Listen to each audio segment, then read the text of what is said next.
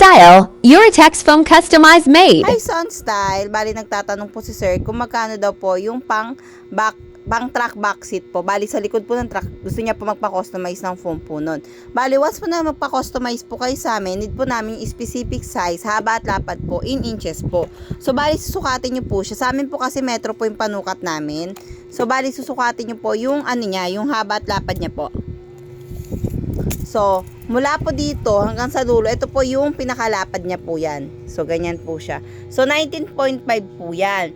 Then, mula naman po sa taas, dun po sa pinakataas, hanggang dito po, yun naman po yung haba niya po. Gaya po ng client namin na nagpa-customize po siya ng 3 by 19.5 by 48 po.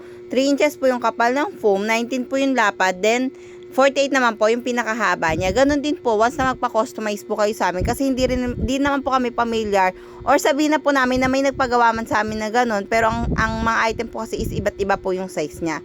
Bali, ang request size po ng client namin is perma-hard foam po siya.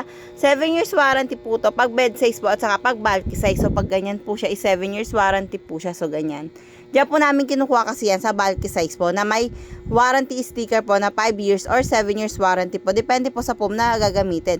Pag Uratex po medium, yung ganyan Uratex Classic po is 5 years warranty. Pag ganito naman po firm hard is 7 years warranty po siya. So, ganyan po siya. Yan. Firm hard naman po kasi to.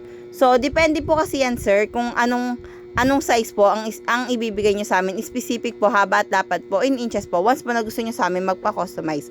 So, yun lang po. Order na po kayo. Thank you.